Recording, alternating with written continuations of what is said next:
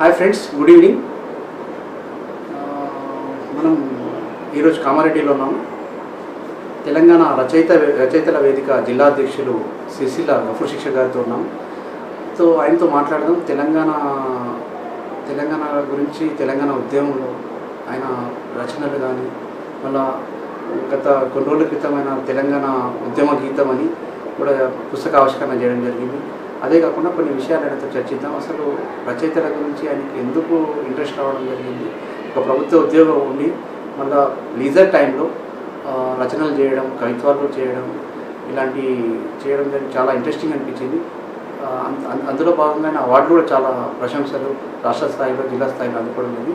ఈ విషయంలో ఆయనతో చర్చిద్దాం. అసలు రచయితల గురించి, రచనల గురించి మాట్లాడడం, ఆయనతో పరిశీలిద్దాం అసలు రచనల గురించి.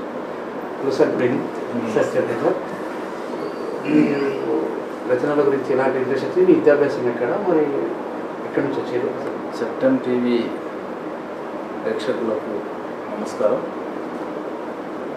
ముందుగా ఏంటంటే, నేను చదువుకునే రోజుల్లోనే ఈ సామాజిక సమస్యల పైన లెటర్స్ రాసి అప్పుడు పత్రికలలో పంపేటటువంటి వాడి. అయితే దాని తర్వాత అంటే కొన్ని వేల లెటర్స్ అప్పుడు రాసిన పత్రికలలో, కానీ అవన్నీ ఉంచలేకపోయినాం. కానీ తర్వాత ఏంటంటే, ముఖ్యంగా ఈ సమాజంలో ఉన్నటువంటి గ్రామీణ ప్రాంతంలో ఉన్నటువంటి, అంటే అప్పుడు తెలంగాణ మూమెంట్ స్టార్ట్ కాలేదు. అప్పుడు దుర్భరమైనటువంటి ఆ బతుకులకు చలించి పల్లెలల్లో పడుతున్నటువంటి, ఇప్పుడు మనకు అనేకమైనటువంటి అవస్థలు, ఏవైతే కష్టాలు, సమస్యలు, ముఖ్యంగా యువతకు ఉద్యోగాలు లేక వారి యొక్క భవిష్యత్తు నిర్వీర్యమైపోయి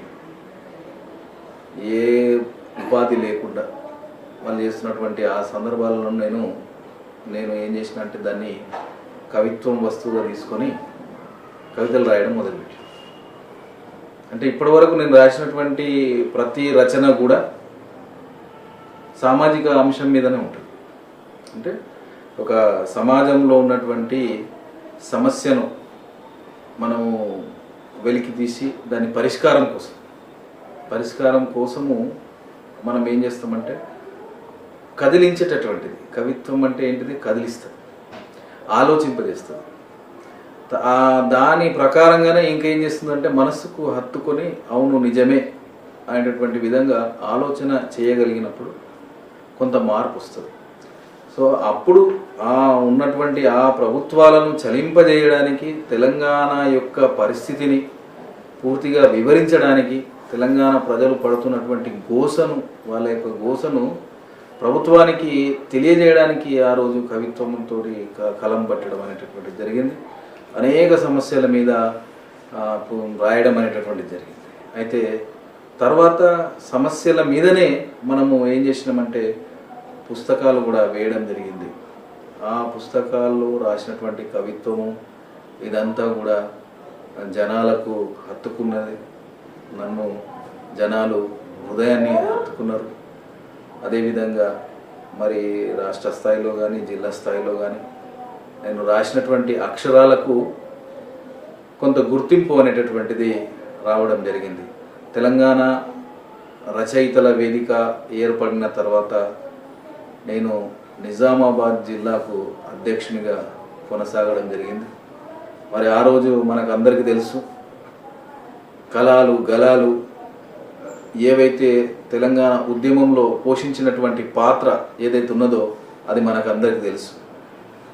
మరి ఆ ఉద్యమంలో అనేకమైనటువంటి మందిని ప్రోత్సహించి వాళ్ళతోటి రచనలు రాయించి పుస్తకాలు వేయించి పాటల సీడీలు చేసి సొంతంగా మరి మనము ఖర్చులు పెట్టుకొని అనేకమైన సీడీలు పుస్తకాలు వేసి సభలు సమావేశాలు పెట్టి చాలా మందిని మనము ఈ ఉద్యమంలోనికి రప్పించడం, ముఖ్యంగా పల్లె ప్రాంతాలలో ఉన్నటువంటి యువకులను కూడా చాలా కదిలించి పల్లెలలో ఆ రోజు వెళ్ళి మన పాటల ద్వారా కవితల ద్వారా వాళ్ళను చైతన్యపరచడం అనేటటువంటిది జరిగింది.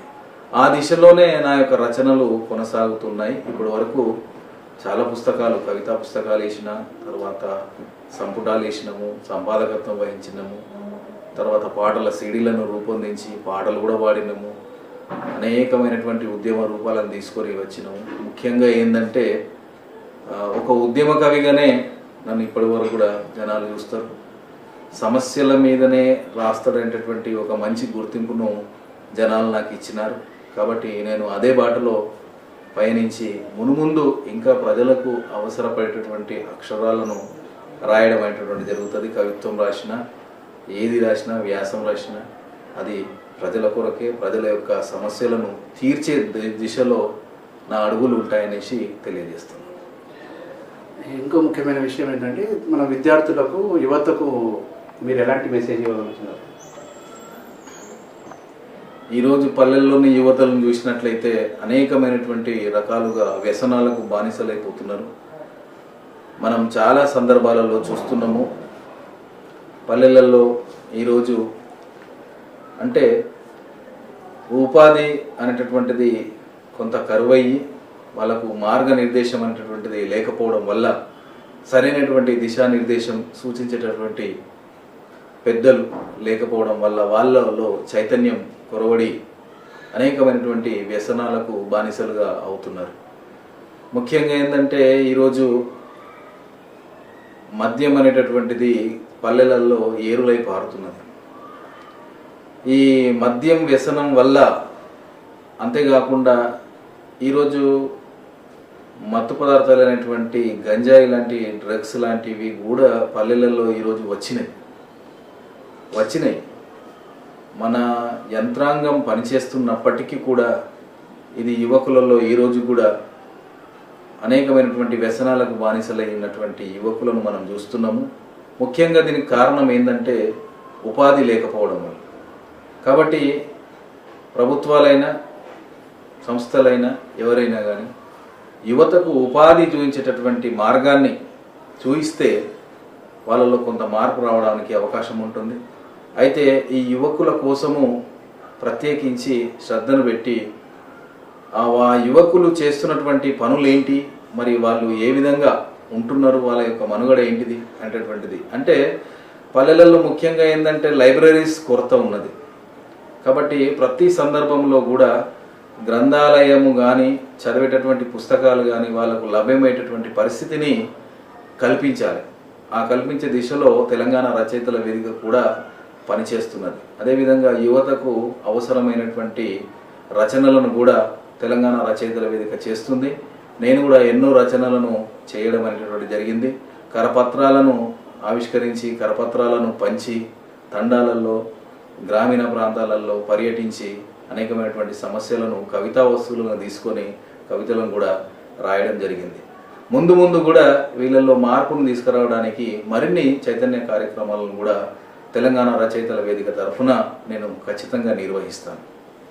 అదేవిధంగా స్వచ్ఛందంగా ఎవరైనా విద్యార్థులు కానీ, యువత కానీ మీ దగ్గరికి వస్తే మీరు రచనలు కానీ, కవిత్వాలు కానీ నేర్పించడానికి సిద్ధంగా ఉన్నారా? తెలంగాణ రచయితల వేదిక ఎప్పుడు కూడా యువకులను, రచయితలను అందరినీ ప్రోత్సహిస్తున్నది.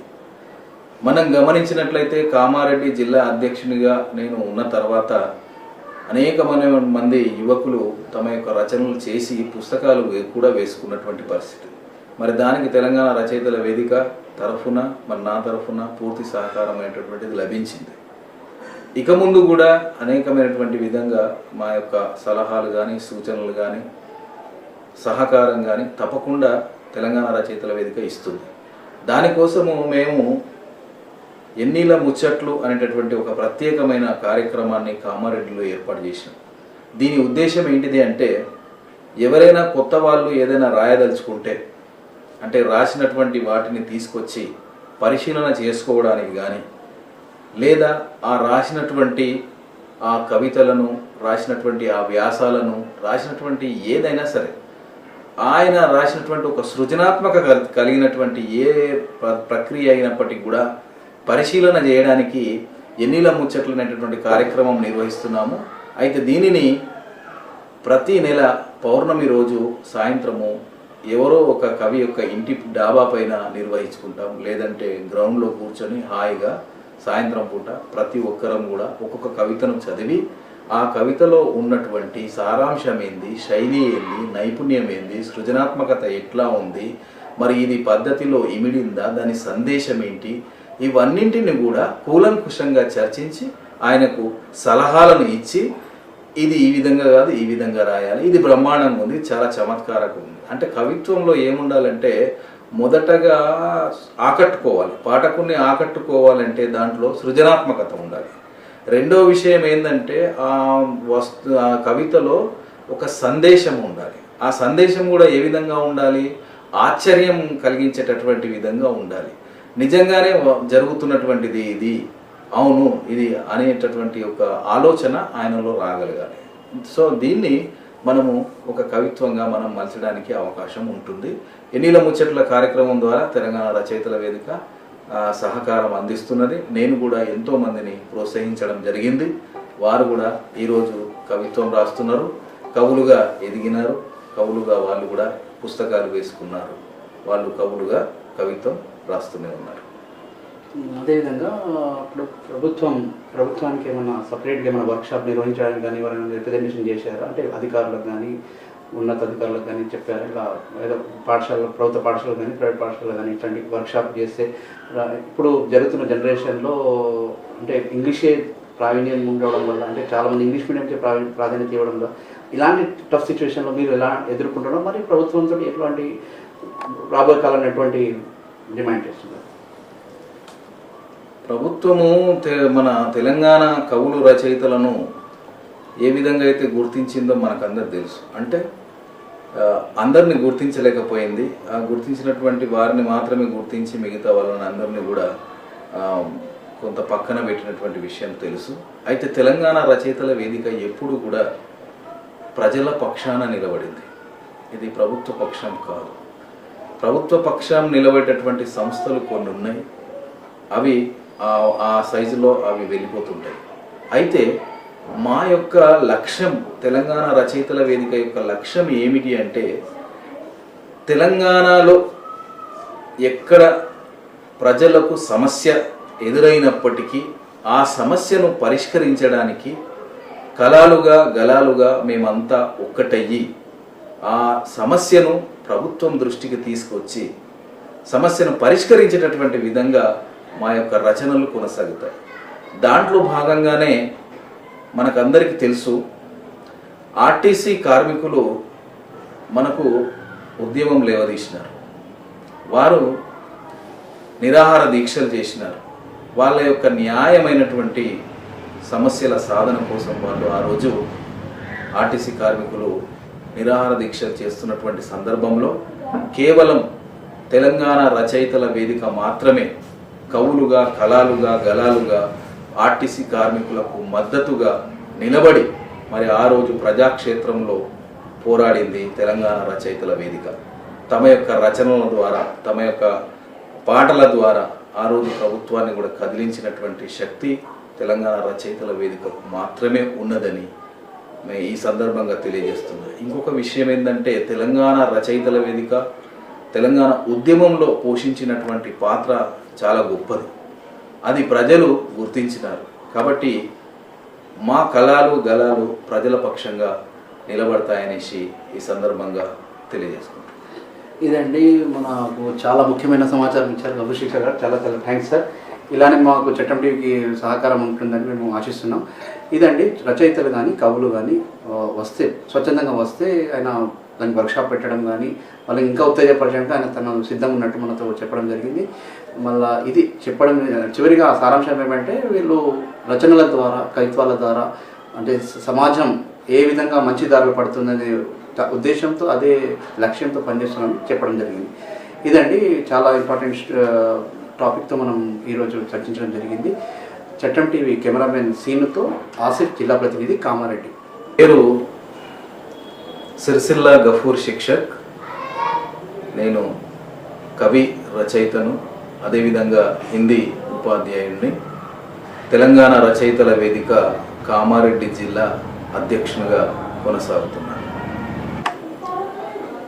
హాయ్ ఫ్రెండ్స్, యుద్ధ గీతం గురించి చెప్పడానికి గఫూర్ శిక్షక్ గారు సిద్ధంగా ఉన్నారు. తనతో మాట్లాడడం కొంచెం. ఇది యుద్ధ గీతము, నేను రాసినటువంటి దీర్ఘ కవిత. ఈరోజు భారతదేశంలో జరుగుతున్నటువంటి అనేకమైనటువంటి సమస్యలు ఎన్నో ఉన్నాయి. ఈరోజు మతం పేరిట, కులం పేరిట, భారతావని, సాగుదారిలో రక్తపు పలుకులు, మోసపు పలుకులు, నటనల బతుకులు ఇవన్నీ కొనసాగుతున్నటువంటి సందర్భంలో రాసినటువంటి యుద్ధ గీతం అనేటటువంటిది, దీంట్లో అందరికీ మెసేజ్ అనేటటువంటిది ఉన్నది. సో దీంట్లో మనము చిన్న పోయాన్ని విందాం. యుద్ధ గీతం. అరణ్యం విచ్చుకుంటుంది, అరణ్యం విచ్చుకుంటుంది, ఆయుధం రాపిడి పెడుతుంది, ఆయుధం రాపిడి పెడుతుంది, జనం కన్నీళ్లను తుడవడానికి పోరాటం తూర్పున ఉదయిస్తుంది, పోరాటం తూర్పున ఉదయిస్తుంది.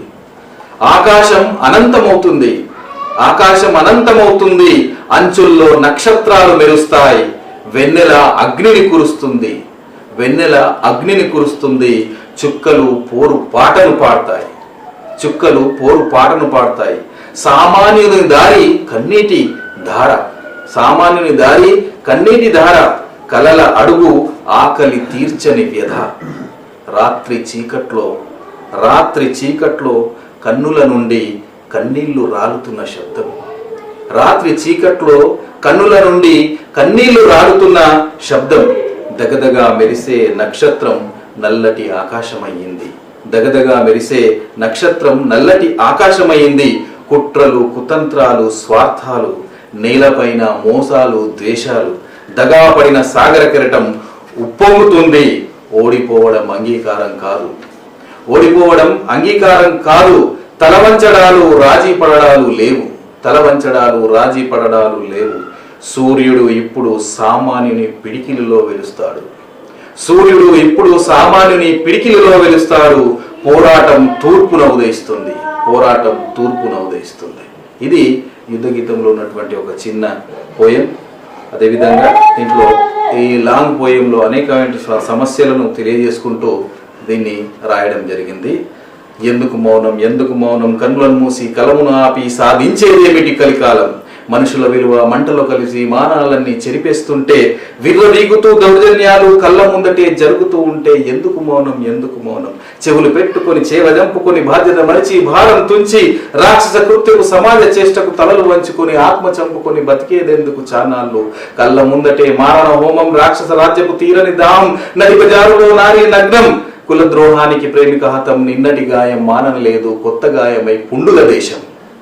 అరాచకానికి అదుపే లేదు, రకరకాలుగా నాశనవాదం, ఆలోచనవాదికి లౌక్యం శూన్యం, అవకాశవాదికి అందిన పీఠం. చేవ చచ్చిన జనస్వామ్యానికి నోటు ఓటుతో గుండెకు గాయం. సిద్ధాంతాల సిగ్గు సిగ్గులే, మాటలన్నీ బొగ్గు రాతలే, స్వేచ్ఛా స్వాతంత్రం వట్టిగా పలికే నినాదాలే, కోరితే గుచ్చే నేటి ముల్లే, గుండెల దూరే తూటాలవుతాయి, వీపులు పగిలే లాఠీలవుతాయి, గొంతులు నులిపే హస్తాలవుతాయి, జైలు గదిలోని చీకట్లవుతాయి, నిర్బంధాల ఆర్డర్లవుతాయి, అక్రమ కేసుల రాతలు అవుతాయి. స్వేచ్ఛా స్వాతంత్రాలు, ప్రశ్నల అధికారాలు, గర్వమదానికి ఆట వస్తువులు, సామాన్యునికి అందని ఆశాఫలాలు, కళ్ళ ముందటి అరాచకాలు, అధికారాలు, సాధనాలు, కొంపలు కూల్చే దురాగతాలు, పిచ్చి ఎక్కిన మతమౌఢ్యాలు, సమైక్యతకు ఆటంకాలు, ప్రశ్నలు మరికే ఆయుధాలు, దోపిడీలకు నవమార్గాలు. రాక్షస రాజ్యం, ద్రోహుల భోజ్యం, సగటు మనిషికి బతుకే భారం. మతం పేరుతో, కులం పేరుతో భారతావని, సాగుదారిలో రక్తపు పలుకులు, మోసపు పలుకులు, నటనల బతుకులు, రాక్షస మనసులు. అన్యాయం అని చెబితే చాలు, అన్యాయం అని చెబితే చాలు, అణిచివేసి చంపే కుట్రలు ఏమిటిది ప్రశ్నిస్తే చాలు, నిర్బంధించే అధికారాలు. సగటు మనిషికి నీడనే లేదు, లౌకికానికి అర్థం లేదు, ప్రజాస్వామ్యం ఇది ఎవరికి తోడు, నాయక మదాంధులు చెబితే ఆడు. ఎవరి జీవితం ఎవరి కోసము, ఎవరి జీవితం ఎవరి కోసము అడ్డు నిలిస్తే అదే ఆఖరు న్యాయ దేవత కళ్ళ ముందటే న్యాయం రోజు అమ్ముడు పోతే గర్వబలంతో అన్నీ తానే ఇష్టారాజ్యం సాగుతూ ఉంటే ఎవరికి ఎవరు ఎవరికి తోడు మనిషి బాధలు మనుగడ ఆశలు చేవ చంపుకొని నిలిచే తీరు ఎన్నాళ్ళని ప్రశ్నించదు మనసు మనసుకు ప్రశ్నకు మనసు కొత్తది కాదు తర్కం కోసం ప్రాణం కాదు ప్రాణం తర్కపు మూలం కాదు నీ బతుకేమిటో నీకే తెలుసు పక్కవాడిదే పొరపాటు పోరాటం ఇది బతుకుకు మూలం పోరాటం ఇది బతుకుకు మూలం మనిషిని మనిషిగా నిలిపే ధైర్యం శక్తి చాలదా సమీకరించు యుక్తి చాలదా చరిత్ర నడుగు ఉదయించేటి సూర్యుడు తోడు వీరుడి గీతం ఆపకపాడు వీరుడి గీతం ఆపకపాడు ఉద్యమ చేతన వెలుగుల కిరణం ఏ వైపు ఆ వైపుగా సాగు ఉద్యమ చేతన వెలుగుల కిరణం ఏ వైపు ఆ వైపుగా సాగు రేపటి కాలం ఎంచెను నిన్ను సమరాంగణమున పిలిచెను నిన్ను అంధకారమును చీల్చే ఖడ్గం వెలుగుల కిరణం నువ్వేలే మన ప్రతి ఆశ న్యాయపు శ్వాస కలముకు చేవా లక్ష్యపు నావా శక్తికి రూపం వెలిగే దీపం నువ్వే నువ్వే నువ్వేలే ఎన్నెన్నో పోరాట చరితలు ఎన్నెన్నో మన వీరుల కథలు ఆకాశమైన ఎత్తిన పిడికిలి మనసున గెలుపు అలికిడి మార్పు పతమ్మున నడిచిన